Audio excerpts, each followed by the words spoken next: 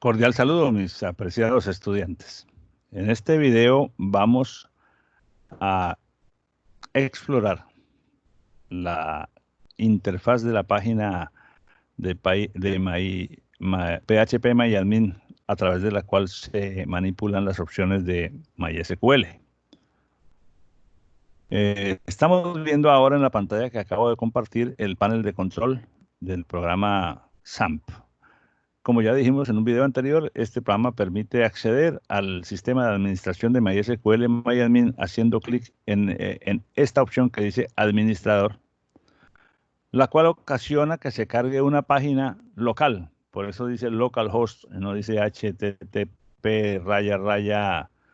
y una dirección de Internet, sino que dice localhost, que se refiere al servidor local web, que es el Apache que previamente debimos haber habilitado, como se dijo en el video anterior.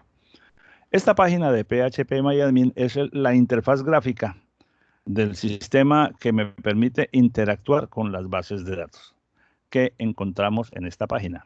En el panel del lado izquierdo que estoy señalando en este momento con el mouse hay una especie de directorio de carpetas, donde cada carpeta es una base de datos que está previamente creada. Estas bases de datos que aparecen en este árbol de carpetas, Information Schema, MySQL, Performance Schema, PHP MyAdmin y Test, son bases de datos que vienen configuradas por defecto, que tienen información y tablas que permiten la funcionalidad del producto y que por lo tanto con ellas no deberíamos hacer ninguna alteración. En la parte derecha, en el panel del lado derecho, hay un menú superior, un menú que me permite acceder a las bases de datos existentes, a una herramienta que me permite editar código SQL, es decir, escribir código SQL puro, frase por frase o sentencia por sentencia y ejecutarlas una a una en dependencia de la necesidad. En el primer icono donde están las bases de datos, lo que yo veo es una lista de las bases de datos existentes, que en este caso me dice que son 5, y pues obviamente esas 5 bases de datos son las que están en el esquema de árbol de carpetas del panel del lado izquierdo, porque son dos formas distintas de representar la misma información. Si yo marco cualquiera de estas, por ejemplo, marco aquí la base de datos Information Schema,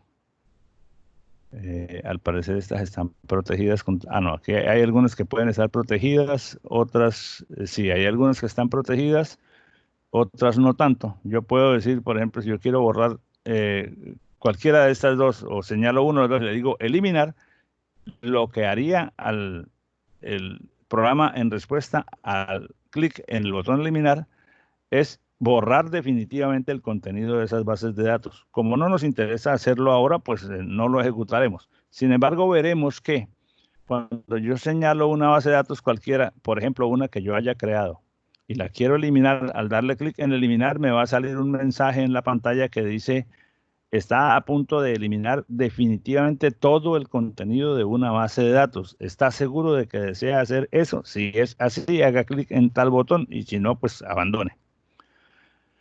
Es decir, que la interfaz tiene un sistema de mensajes, un mecanismo de mensajes que enriquece la comunicación con el usuario. También hay una opción aquí que nos muestra el estado actual del sistema, en donde podemos consultar algunas estadísticas, bien del servidor, bien de los procesos que se están ejecutando, bien de las estadísticas de consulta que se hayan hecho sobre este conjunto de bases de datos. Algo que se llaman las variables de estado, que son variables generales del ambiente de trabajo. Se supone que este es un ambiente de trabajo en el que pueden interactuar varios usuarios en el caso de que estemos trabajando a través de una red en la que varias personas puedan conectarse a esta misma CPU. Información sobre las cuentas de usuario que eventualmente se creen en este ambiente de bases de datos para que las personas que lo quieran usar, cuando lo accedan, deban identificarse con un nombre de usuario y posiblemente con una contraseña. En este caso, aquí hay varias cuentas de usuario creadas por defecto. No vamos a manipular ninguna de esa información, pero existe una cuenta que se llama el usuario cualquiera, el usuario PMA y el usuario administrador, que tiene 3 cuentas distintas con todos los privilegios. Hay una opción para exportar datos desde una base de datos hacia un repositorio posterior. Se puede exportar en formatos, en distintos formatos, en formato separado por comas, en formato látex, en formato PDF, dependiendo del interés del usuario. Otra opción que sirve para lo contrario es coger un archivo que está en alguna parte del disco duro o de un repositorio y que tiene contenido que puede ser trasladado a una base de datos para no tener que digitar la información manualmente. Eso exige algunos requisitos porque el archivo que se seleccione aquí, uno cualquiera, que normalmente es un archivo de Excel o un archivo de texto, debe tener la información organizada de una manera conveniente de acuerdo a cuál tabla de la base de datos es la que va a recibir esa información para que los campos de datos casen en estructura, en tamaño y en orden, de manera que no se produzca inconsistencias en la información. Hay además una opción aquí de configuración que permite modificar cosas en la configuración del sistema que naturalmente no vamos a tocar. En el último botón, el botón que dice más, tiene otras 4 o 5 alternativas distintas de orden, todas ellas de orden técnico, que no vamos a manipular. Lo primero que uno debe hacer si quiere trabajar con un sistema como MySQL, pues obviamente esa es la parte conceptual, la definición de su modelo de entidad-relación, de su esquema relacional, y después de la normalización respectiva ya tiene una descripción de tablas que puede identificar de manera unívoca, independiente, cada tabla con un nombre de tabla y con un diseño, con una estructura que está representada por un conjunto de atributos o campos, donde cada campo tiene un nombre, un tipo de datos y que define cuál es el dominio de los datos que son admisibles para las distintas tuplas en ese campo. Por ejemplo, es el campo apellido alfanumérico, quiere decir que en todos los campos apellido de todas las tuplas, el valor que se tiene que guardar es alfanumérico, y habrá que definir también un tamaño máximo porque en computación no hay ningún dato de tamaño infinito. Entonces, normalmente en los campos alfanuméricos el tamaño se define con una cantidad específica de caracteres que el usuario debe previamente calcular en función de la naturaleza de la información que él sabe que va a manejar. Por ejemplo, no es lo mismo definir el tamaño para un campo alfanumérico que define, por ejemplo, la marca de un vehículo. Si se trata de una entidad de vehículos, una tabla de vehículos, y uno de los campos es marca alfanumérico, las posibles marcas que hay son muchísimas en el mundo, pero son generalmente nombres cortos como Ford, Chevrolet, Maserati, Alfa Romeo, Cadillac, en fin, qué sé yo. El nombre, o sea, uno de los descriptores de cualquiera de esas marcas no va más allá de 10 o 15 caracteres. Pero si se trata de almacenar no la marca de un vehículo, sino la razón social de una compañía, entonces es posible que el diseñador deba reflexionar un poco más acerca del tamaño apropiado para ese atributo, y en el momento en que define la tabla tiene que asignar la cantidad que sabe que le va a resultar mayoritariamente de buena utilidad para la gran mayoría de las tuplas que desee insertar. Si no lo hace así, después entonces el dato le resulta truncado por el tamaño máximo que se haya definido, y si ese tamaño es demasiado pequeño para los datos que se van a almacenar, entonces puede ser que la información pierda algo de significado. Bien, entonces lo primero que hay que hacer cuando yo quiero es trabajar en MySQL, antes de crear tablas, es crear la base de datos, que es decir, es el repositorio general que independiza esa base de datos de las demás que haya en el sistema. Entonces, vengo a la opción de bases de datos, le digo que quiero crear una base de datos y básicamente le tengo que dar el nombre. El nombre de la base de datos es un descriptor general que refiere en general al conjunto completo de tablas. Yo podría pensar, dependiendo de cuál sea el ámbito, podríamos decir la base de datos de la biblioteca, la base de datos de los estudiantes, la base de datos de las facturas, la base de datos del almacén, la base de datos de la ferretería, en fin. El nombre no es técnicamente relevante, Conceptualmente sí debe ser significativo, pero esa es una cuestión externa a la herramienta. Entonces voy a crear aquí una base de datos con el nombre almacén, simplemente como un esquema de prueba. El propósito de esta base de datos y de esto que estamos haciendo aquí es solamente ilustrar el manejo de la interfaz y de cómo se operan las principales opciones de esta herramienta. No vamos todavía a trabajar con datos específicos de tablas que hayan sido previamente normalizadas. Además de dar el nombre, debo escoger un cotejamiento. Un cotejamiento implica escoger un descriptor que le dice al sistema qué conjunto de caracteres voy a usar con los datos. Es importante. Dependiendo del idioma en que se encuentren escritos los datos, pueden aparecer caracteres que al ser impresos o al ser desplegados en la pantalla no se vean correctamente, como en el caso del español ocurre con la ñ o con algunos otros símbolos como la diéresis que se pone sobre la letra U en algunas palabras. Pero si se tratara del francés, entonces hay que manejar tres clases de acentos distintos al acento español, que es una sola clase de acento, que es la tilde. El francés usa tres clases de acentos, la tilde en un sentido, la tilde en el otro, y el acento que es como un símbolo del techo de una casita encima de la letra. Para eso entonces vamos a usar los cotejamientos de español, que usualmente usamos, mire, hay distintas clases de cotejamiento, pero nosotros usamos el UTF-8, puede ser estos UTF-8 Spanish 2 o UTF-8 MB4 Spanish. Lo importante es que nosotros le digamos que estamos usando un esquema de cotejamiento español para que caracteres distintivos del español o los caracteres que solo existen en español se puedan manejar de una manera razonable. Vamos a escoger aquí el UTF-8 Spanish y con eso le digo al sistema que cree la base de datos. Al crear la base de datos, aparece una base de datos nueva en nuestro árbol, pero mi menú superior ahora se puso en función de trabajar sobre esa base de datos. Es decir, ya no aparece aquí base de datos como primera opción porque ya yo estoy dentro de una base de datos y entonces aparece una opción que se llama estructura porque a partir de estar dentro de una base de datos yo puedo entonces ahora definir tablas al interior de ella. Ese cambio ocurrió automáticamente con el solo hecho de crear la base de datos. Supongamos que yo me salgo de aquí. Mi base de datos quedó creada.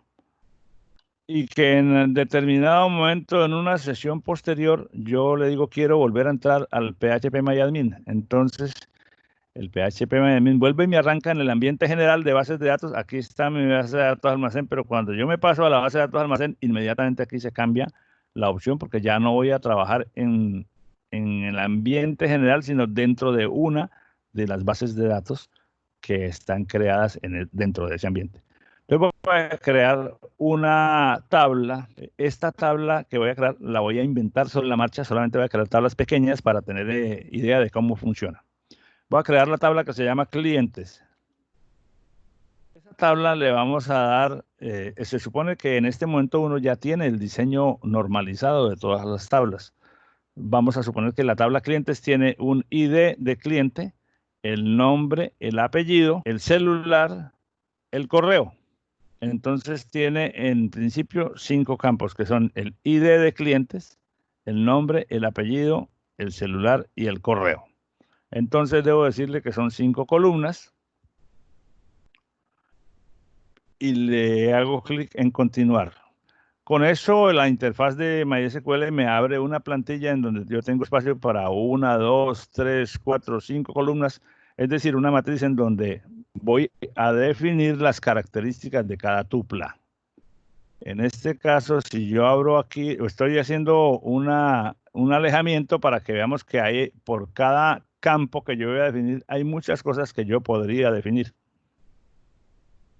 inicialmente, entonces vamos a decirle que es el ID cliente. Fíjense que en cada caso hay textos de autoayuda que el sistema pone a partir de los usos anteriores que se hayan hecho con él. No es obligatorio usarlos, pero él los muestra como por una forma de orientarme o de ayudarme por si resultan de utilidad. La identidad del cliente, el ID del cliente, lo puedo definir como un número, como un dato numérico o como un dato alfanumérico. Las razones que dan origen o el resultado de esa decisión ya se ha debido tomar anteriormente cuando se hizo el diseño de la base de datos. Vamos a suponer en este caso que es alfanumérico y que la longitud de la identidad del cliente es de 5 caracteres. No tiene valor predeterminado. El cotejamiento, yo puedo ponerle a cada campo un cotejamiento diferente, pero si no lo pongo, significa que cada campo asume el cotejamiento definido para la base de datos en general.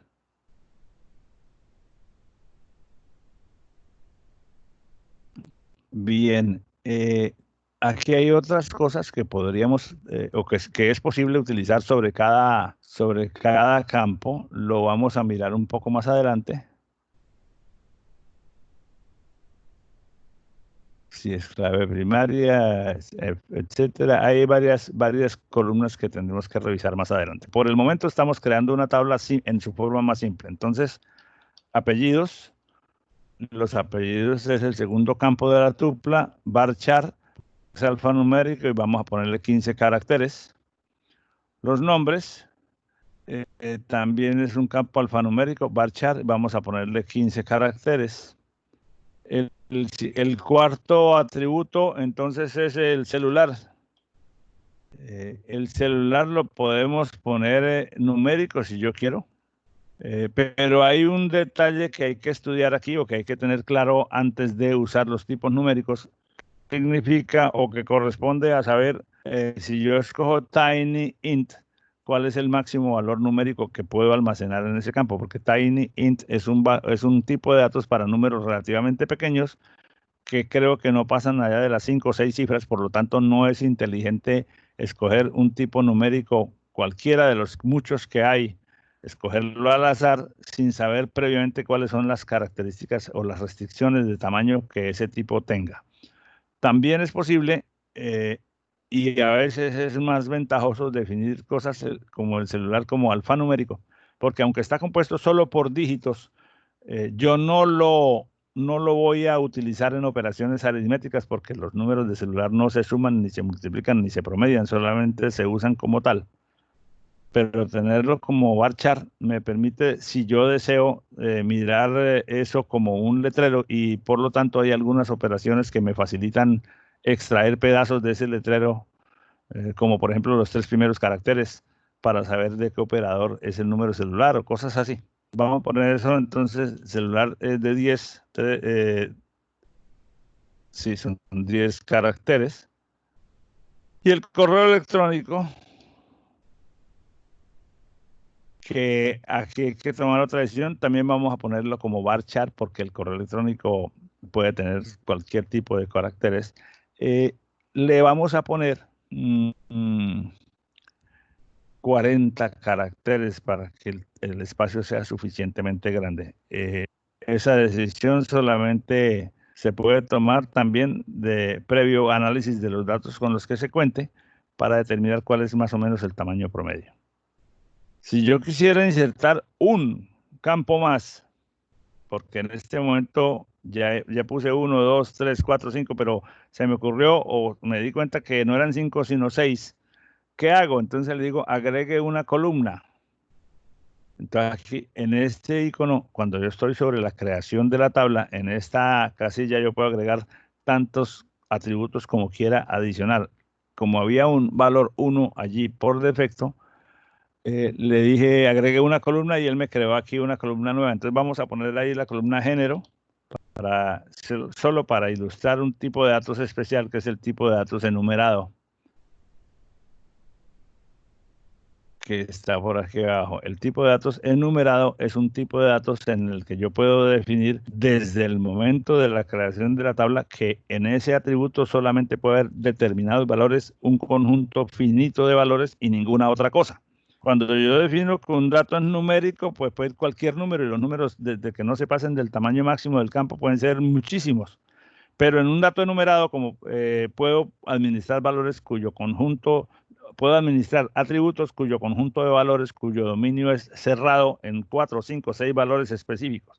En el caso del género, pues yo puedo saber qué es género masculino o femenino, o un abanico de valores más grandes dependiendo de la discusión o de la utilidad que eso tenga para la aplicación. ¿Cómo se definen esos valores para un campo enumerado? Entonces ya no defino aquí la longitud, sino que aquí aparece una opción. Voy a ampliar un poquito esto que dice, para el campo enumerado dice editar valores en un set. Editar los valores de este campo. Entonces vamos a abrir eso. Entonces me sale una ventanita. Dice cuáles son los valores posibles para la columna que usted ha denominado, en este caso, la columna género.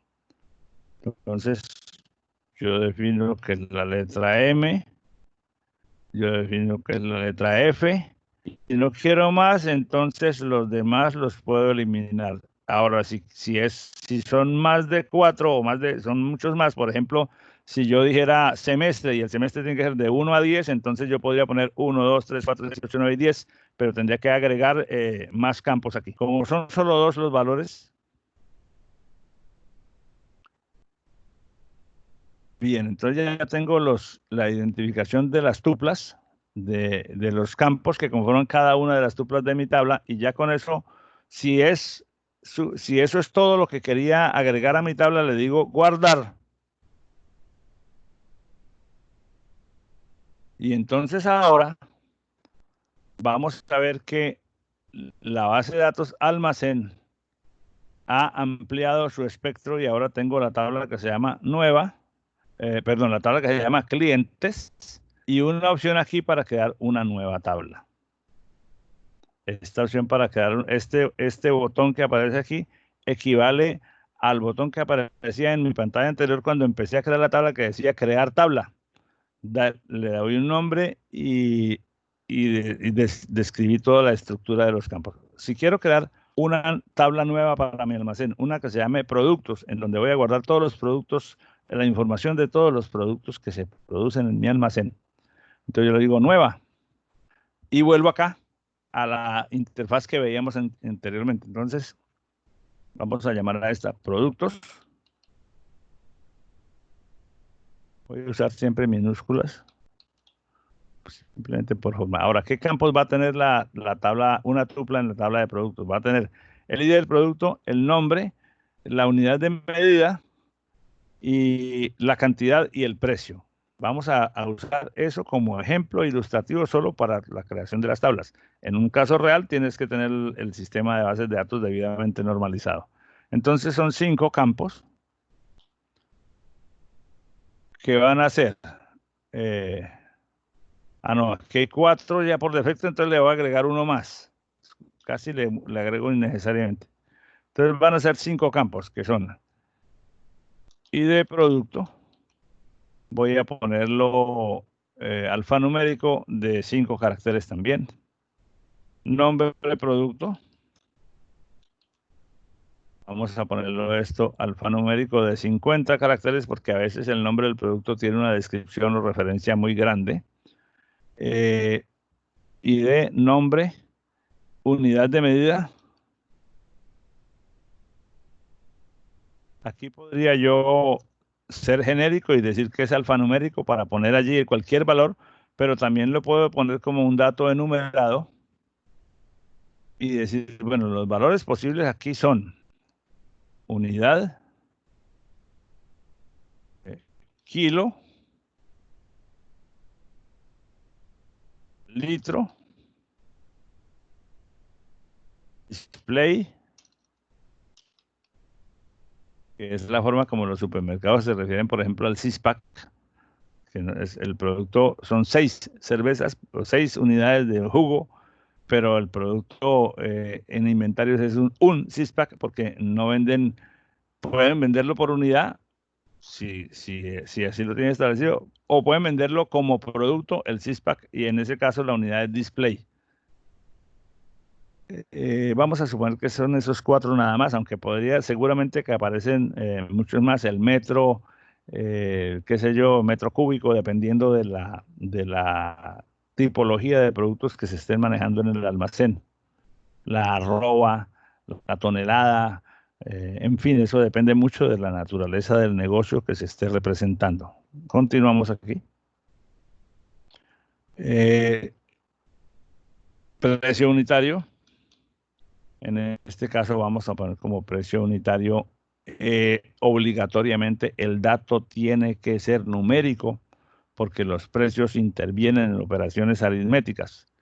Entonces, bueno, hay que decidir cuál de los tipos decimales me sirven a mí. Voy a poner uno que se llama doble, aunque realmente podría poner un float, dependiendo pues también del tamaño de los precios que estemos manejando, porque una cosa es manejar los precios eh, en una tienda local de la esquina que tienen productos con precios que van entre 0 y 10.000 o 15.000 pesos cada unidad, de pronto hasta 50.000, 80.000 pesos, 100.000 pesos, dependiendo del surtido de la tienda. Pero puede haber un rango de precios mucho más variable en un almacén como Home Center, donde puede haber precios desde solo unos cientos de pesos un artículo hasta millones de pesos otro artículo diferente. Bien, y la cantidad es es el atributo que va a representar cuántas unidades de cada artículo hay en la bodega físicamente. Entonces vamos a poner eso como un dato entero. No muy grande, bueno, también depende de la capacidad de la bodega, pero se suele entender que a un almacén no le interesa tener demasiadas unidades de cada producto en bodega, porque eso es dinero que está quieto sin moverse, sino que más bien se tienen la cantidad razonable para atender la demanda de un determinado periodo, de tal manera que el inventario vaya rotando y que a medida que se va agotando se va suministrando, pero sin sobrepasar ciertos topes para no tener demasiado dinero inmóvil en el inventario. Bueno, como es un dato entero, ya tiene una longitud apropiada y le decimos guardar. Al haber hecho esto, entonces ya tenemos en mi base de datos almacén una tabla clientes y una tabla productos. Con esto hemos ilustrado entonces cómo se crean las tablas dentro de una base de datos. Si en determinado momento yo quiero ver el panorama no tabla por tabla, como lo estoy viendo aquí, que veo que al hacer clic en cada tabla me dice eso está vacío, no hay nada ahí adentro, sino que si hago clic en mi base de datos en almacén, entonces me muestra la lista de las tablas y yo podría, cada vez que quiera, puedo volver aquí a ver el contenido, a modificar la estructura, a buscar información sobre ella, a insertar tuplas, a eliminar todo el contenido, en fin. Ahora, si yo quiero quitar una tabla definitivamente, me bastaría con decirle eliminar, pero antes de eliminarla, el sistema de mensajería de la aplicación me dice, está a punto de destruir una tabla completa. Realmente desea ejecutar ese comando, el comando en este caso clientes. Si yo le digo OK, la tabla desaparece y si tenía información, la información desaparece y es irrecuperable. Entonces, hago este ejemplo para que ustedes vean que siempre hay que ir con cuidado, paso a paso y leyendo muy bien los mensajes que la aplicación entrega para no cometer errores de los que uno se pueda arrepentir. Con esto terminamos entonces la ilustración de cómo se crean tablas en MySQL y veremos los demás temas en videos posteriores. Bien, entonces terminamos aquí con esta explicación. Nos vemos en el siguiente. Hasta pronto.